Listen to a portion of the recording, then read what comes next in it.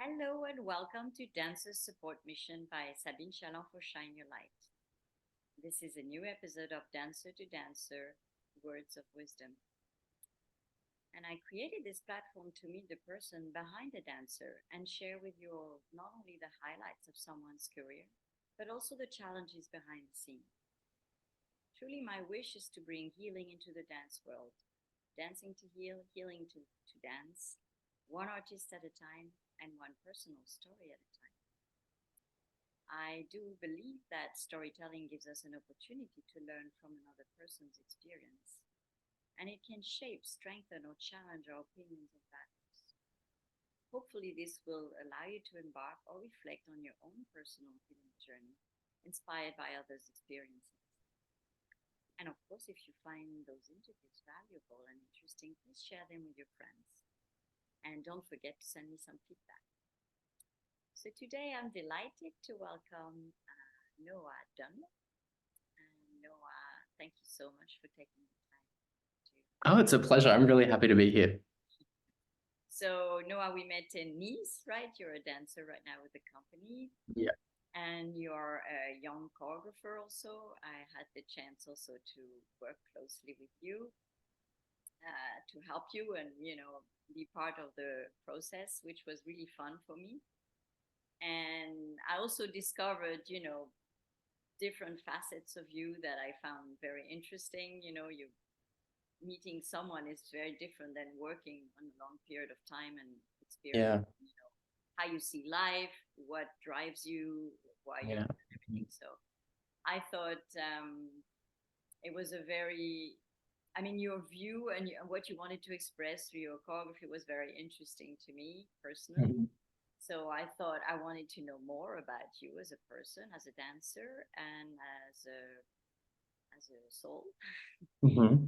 So thank you for saying yes. And so let's start with the beginning. I always ask everybody, how did you start dancing? Why did you want to dance? And when did you choose to do that as a career? Yeah, I think you and I are similar in the sense that we lived in lots of different places. So I'm from Australia originally. I was born in Canberra, the capital of Australia, but then I lived in the United States for 3.5 years. And I started performing when I was living there because my best friend at that time did all sorts of different types of performance. And they were at this fantastic sort of drama and performance school in Washington where we lived. And so I started going to classes there. And so I did sort of jazz and musical theater and things like that. And then it was actually, How old were you? sorry. How old were I you? was, I moved when I was 5 years old. And then I came back to Australia when I was 8.5. So I started performing, not specifically ballet, but I started doing things in that world between sort of 5 and 8.5. And then when we moved back to Australia, to Adelaide in South Australia, that's when I started doing ballet because it was actually, I was in a drama class. And the father of one of the boys that I did drama with, he himself used to be a ballet dancer. And he had come back to Adelaide and become a teacher and set up this youth ballet company there that did these really amazing productions every year. And he started offering ballet classes once a week to boys in this drama class, just to sort of help our sense of movement and coordination and everything we were doing in the musicals that we were performing. And so I started doing that once a week, and that was kind of when ballet entered my life. And yeah, that was the start of that path. Right. And then, so what did you do? Because, then you were in theater. Yeah. What made you choose that, Yeah, it was interesting because it wasn't something where I instantly walked into a ballet class and went, this is the thing. But I think I felt this kind of resonance with it from the beginning. I really liked the classes, but I was only doing one class a week. And at this point, I was 11 years old. So I'd started a little bit later and I still wasn't doing ballet that regularly. And I still sort of thought, oh, I'm going to do something in performing, probably still musicals or acting or something like that. But then when I got to about 13 or 14, This teacher had stopped giving those classes, and so I'd moved to a different school. I started doing 2 classes a week, so a little bit more, but still not that much. And she started talking to me about the different avenues you could go down as a dancer in Australia, the main one being going to Australian Ballet School. And something just kind of possessed me to say to my parents, oh, I want to audition for Australian Ballet School. I didn't really think about it that much. And actually, I remember after saying that to them, that it was like my brain caught up and I went, oh, I guess I really want this, because I hadn't thought about it beforehand. And so, yeah, so then I auditioned for Australian Ballet School. I wasn't accepted, but then I got into another performing arts high school in Melbourne, which had a dance program. So we did ballet every day, but we also did lots of other styles, a lot of contemporary, a lot of creative stuff, a lot of choreography as well. So that was the first place that I went to do full-time training at around 15. And then later I got into Australian Ballet School.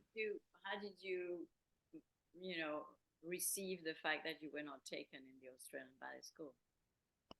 It was hard because I mean, obviously you have a lot of hope and excitement going into a process like that, but also rationally, I knew that I was behind a lot of the people that were also auditioning, because I had been doing 2 classes a week and I was alongside people who'd been doing 6 classes a week from when they were 2, you know.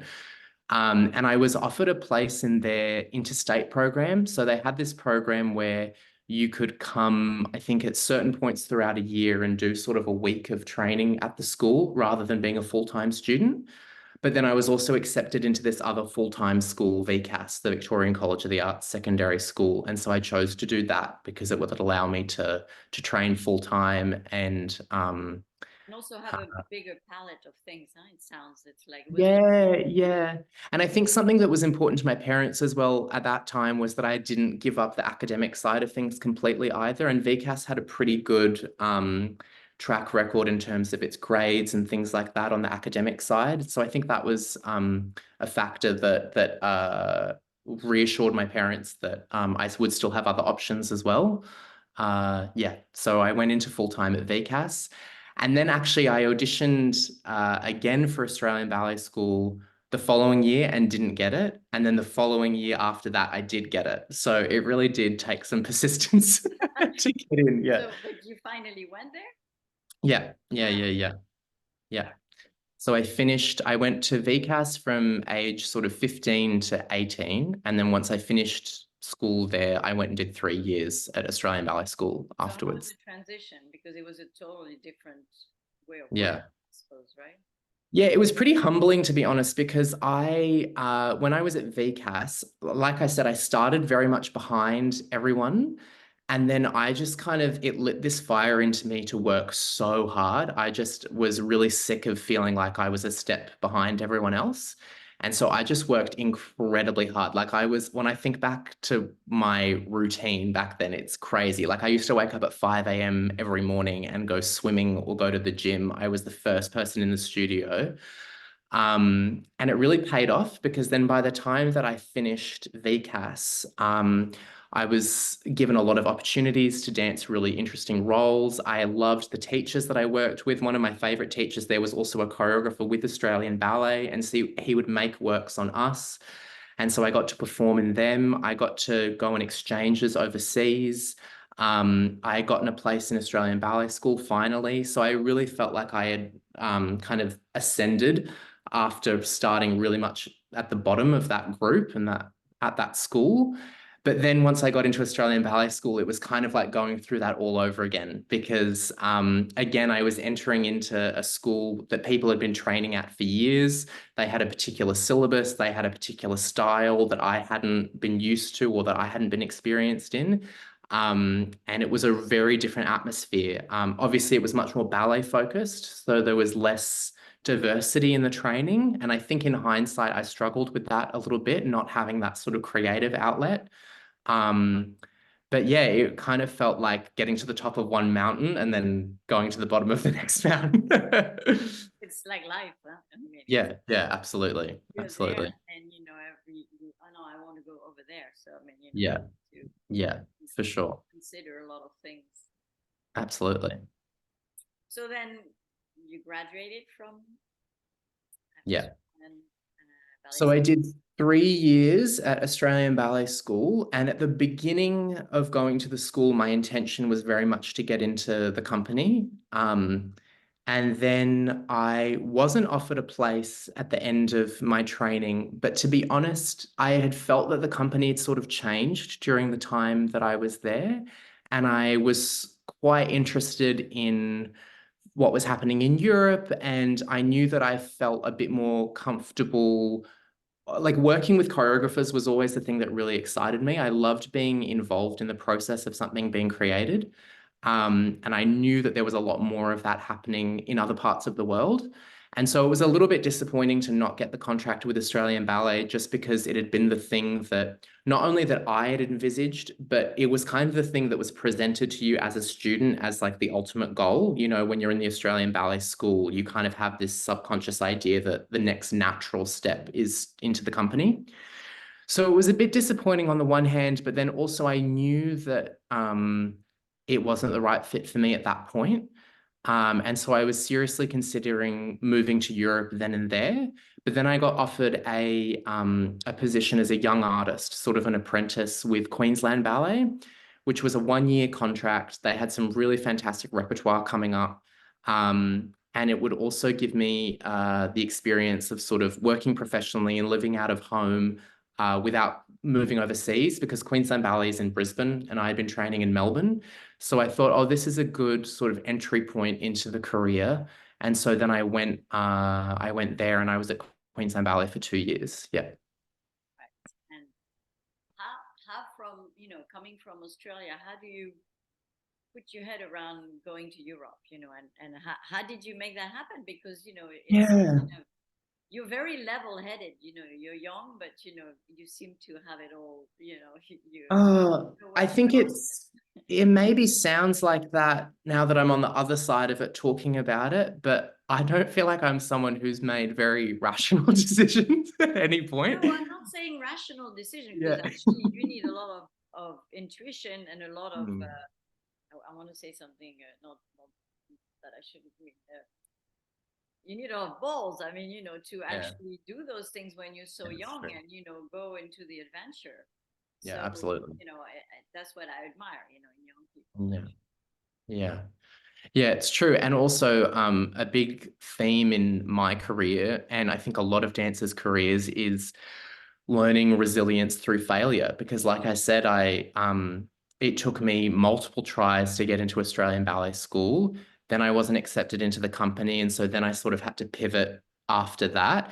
And then after 2 years of being an apprentice at Queensland Ballet, some of the apprentices were continued on into quarter ballet and I wasn't. And so that was another point where I had to pivot. And there was a point after it didn't work out with continuing with Queensland Ballet where I very nearly stopped dancing. I really was like, I just feel like I'm a failure and this has been a failure. And so maybe it's just more logical to do something else with my life. But then I had a really close friend who was also sort of a mentor, an old teacher of mine at Australian Ballet. And she said, you have to make a decision that 60-year-old Noah won't regret. And so I thought, well, I just have to persist. And so that's when I sent all my audition material off to Europe, which was a crazy process because I literally threw all of that material together in the last week of my contract at Queensland Ballet. So I really decided at the last minute that, oh, I am still going to try this and try and make this work. And so I got all this material together and I sent it off to, I think, about 60 companies or something in Europe. Like I was just like, I have to keep as many options for myself open as possible. And then I got some responses and then I did the whole audition tour thing. So I spent 6 weeks going around Europe, auditioning. Luckily, I had some savings saved up and the support of my parents as That's well to be able to do that. Yeah, but I think what you said is very important. You have to be super creative, and as you say, you Mm, have to keep your options open. But not only the options of dancing, you also considered not dancing, and I think mm, this is a huge freedom you give yourself when you do that. Because I can see some dancers sometimes they're so panicked about I have to make it, and they yeah, don't want to even consider the other opportunity, which Yeah. gives you a lot of freedom, because you go there as well, and then you can come back actually stronger into your, you know, your lane. Yeah. And Yeah. I think this is really, I mean, I think this is a very important part for young dancers, you know, who like you, because we all had that, you know, whether even you're already in a company, you say, oh, maybe I should do something else, you know, maybe because it's not going the way you want for a while or whatever. And it's always very important to stay creative. Creative Mm. way, creative. Oh, I'll send my CV to 60 companies, not to one company, and then they say no, and oh, poor me.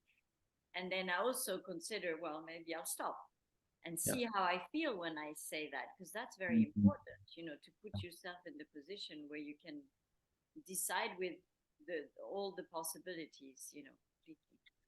Yeah, it's very true. And I think it is that thing of, like you said, giving yourself space to listen to your intuition as well, because I think exactly like what you said, when you make the statement of now I'm going to stop or now I'm going to do this, it kind of clears the space for you to then notice how you respond to that. And you can also notice over time in your body, oh no, I still really feel physically that I have some fire to give to this. I think you can really feel it within yourself when the chapter is closed, when the book is closed and it's time for something else. But if you still feel after making that statement or making that decision that you have this energy and you have this motivation within you to keep going, then that's the thing that you have to listen to.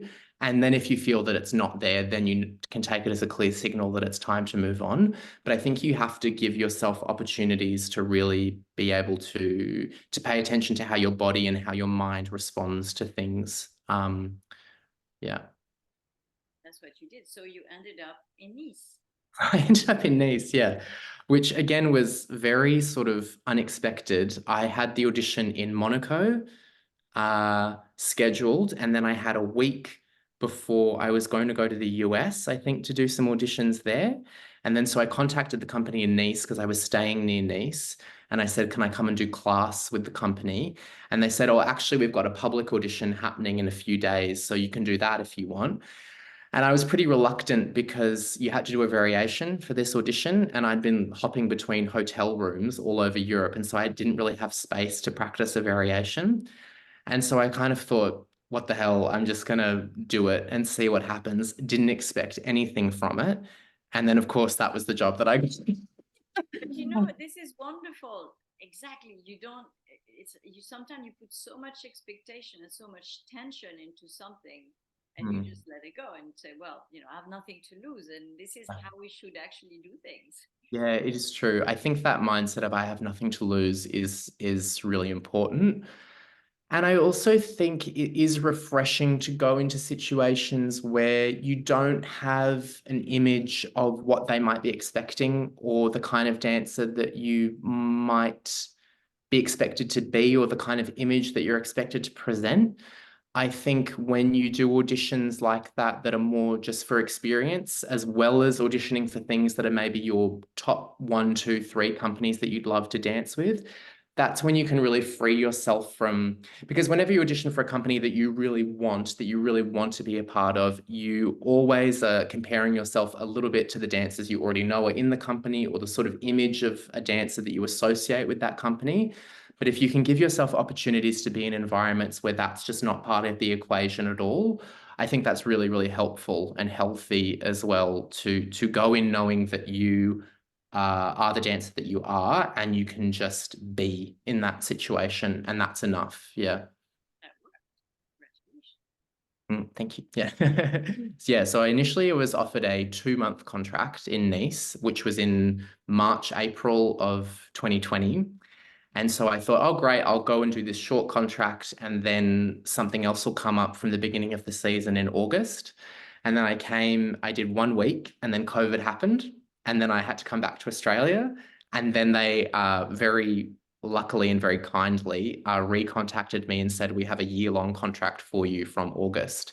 And so that was kind of my last opportunity to continue dancing because, as we all know, throughout COVID, so many other things shut down. So it was really a blessing that I had that. Absolutely. That's a cool story. I like it. Yeah. So what would you say was your biggest challenge, you know, as a student, as a dancer, you know? I think something, to be honest, that I still struggle with a bit is finding my place in the classical ballet world, because I think for a long time, even from when I was in school, like I said, I knew that I felt comfortable in the neoclassical world, so in that sort of blend between classical and contemporary.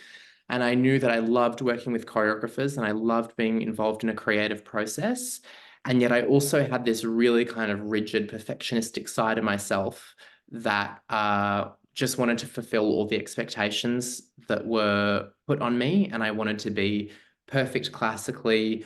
And, you know, also the thing is that regardless of what I might feel inside and who I am creatively, I have and have always had a relatively classical body. Like I've always had those proportions and the lines and things like that. And so I've always had a lot of teachers saying to me, oh, you're a classical prince, and that this is how I see you. And so that kind of good boy part of my mind was always like, well, yes, that's what I'm going to be, and I'm going to be it perfectly.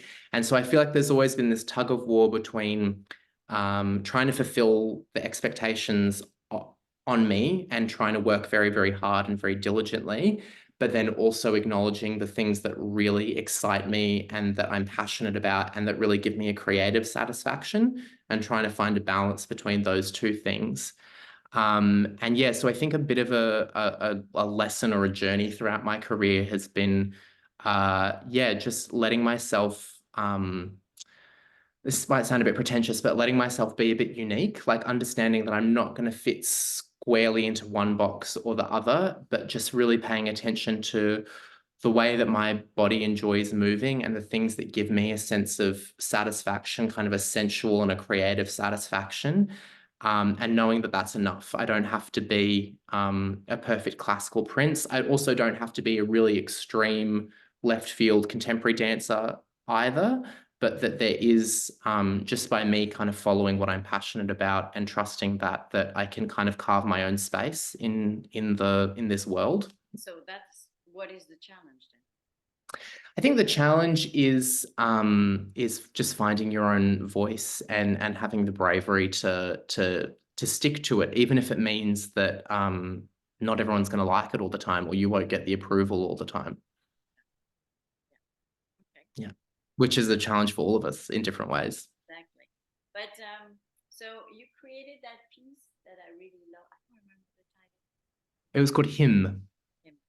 Yeah, it was a very beautiful piece, Oh, and thank I you. would like you to tell me why you created that. I mean, I know you created partly because you were going to do it in a church at some point, but Yeah. you had different motives for this, and it was a very beautiful.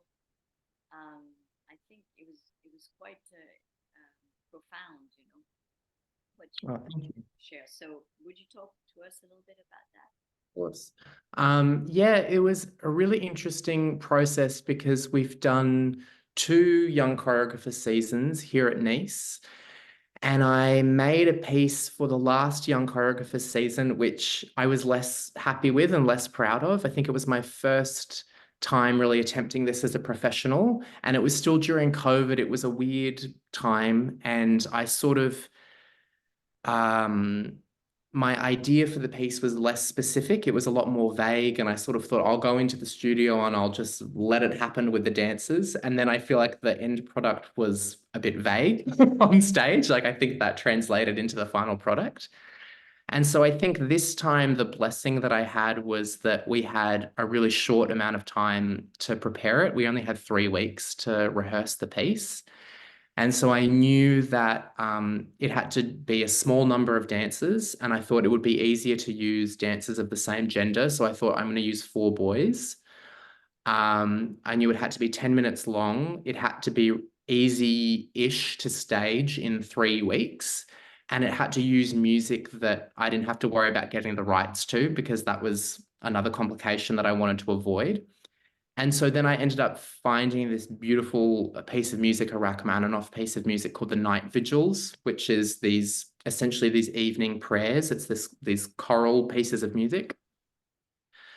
And then I picked 4 of the pieces. There's originally 15 in the whole work. So I picked 4 of them to make a 10-minute piece. And I knew I had the 4 boys to work on, and then I could do 2 duos. And luckily, once I had that structure in place, then the actual creative process came quite easily. And that was a really good lesson for me, that I really like having those parameters in place.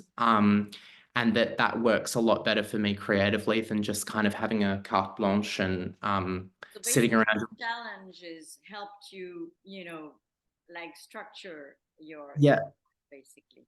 absolutely. And that really was a valuable lesson in going, I really love being given the parameters to work within. Like if someone says, yeah, you've got to make something that's 7 minutes long and everyone has to be wearing red, and I love that. And then I can work with it, because then I feel like I can really be creative. I think sitting around in that state of what's my idea and what's it going to be and what's the vision, I feel like that's kind of the kiss of death. I feel like once you can move past that into the actual making of the movement, then that's where it's really fun and exciting.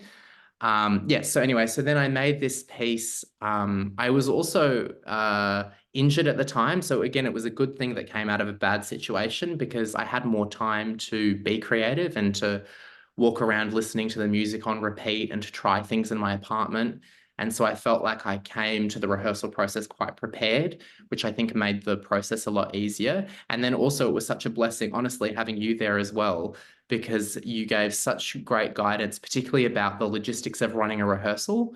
Because I've always been someone who's relatively comfortable in giving instructions and being in charge, but I didn't realize how much I needed someone to refine how I did that. And just in terms of practical things about how you manage time in a rehearsal, how you set the energy in a room. So that was really valuable as well. And I felt I learned a lot through having you there and through our discussions and our collaboration. So, yeah. Cool. So, but you're not talking about actually the subject. Yeah, sorry. So yeah, so the piece was very much, yeah. I go on tangents, I think. The Yeah, the piece was very much inspired, obviously, by the music, which is kind of spiritual in nature. And then also I knew that the piece would be performed at a theatre here called the Salle des Franciscains, which is a converted church. And so I knew that I wanted the piece, well, I knew that the piece just in and of itself, because of this music, would have this spiritual component. And then I also really liked the idea that it was 4 men dancing the piece as well. And I feel like the movement that I created was quite, I guess, sensual. Like there was this sort of physical embodied quality to it. And I really liked that contrast between this kind of sexy, sensual side of the movement and then this really pure, beautiful, almost feminine quality in the music. And that was something that Oh, it's men really, singing. yeah, I know it is men singing, but it has this kind of ethereal, pure quality in the music. And I liked that contrast with this movement and these male bodies on stage. And then I ended up having the idea as well to create these designs to go on the boys' backs, because the ballet starts with 3 of the boys with their backs to the audience, and they do these movements kind of mimicking the movement of birds' wings. And so we created this sort of silhouette that we stuck onto their back that sort of moved as the dancers' backs moved. And I think I was really proud of how that idea came to fruition. And yeah, so the piece was kind of, it's hard to summarize exactly what it was about, but I know that sort of contrast between the spiritual and the sensual was very much at the core of what it was. Yeah, and I'm very happy with how it turned out. Yeah, thank you. Okay, so if there was one advice you would give to a young dancer that, you know, so because, you know, for me, it's funny because you really are a kid of COVID, you know, I mean, and you made it through this whole crazy time. I think it's a beautiful story, you know, because I mean, if you made it in this time, I mean, anything is possible, right? Even to Mm, change, you know, country and everything. So, yeah. what would you tell to a young dancer that is starting his or her career right now? What would be your Mm. advice? Who's starting their career now, as in who's entering the profession right now at this point in time? Oof. I think I would say expose yourself to a lot because, again, like I said, I'm someone who struggled a bit in terms of finding my place or finding being able to find my niche in the dance world.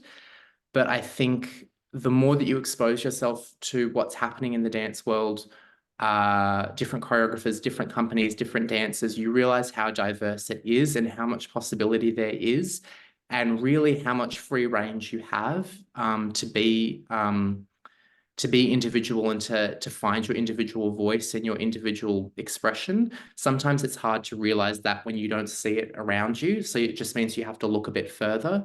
So I think expose yourself to as much as possible, research things, go and see dance whenever you can, talk to people in different companies.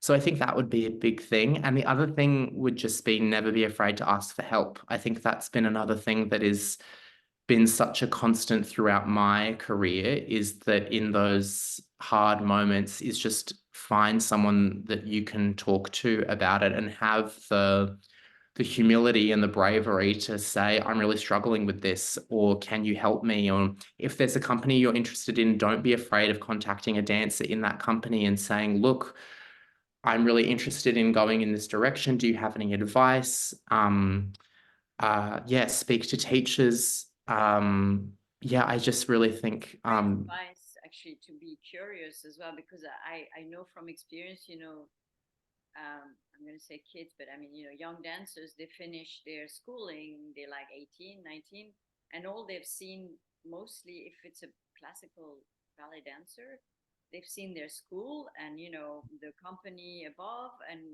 it's true that we are in such a narrow tunnel because you have to focus.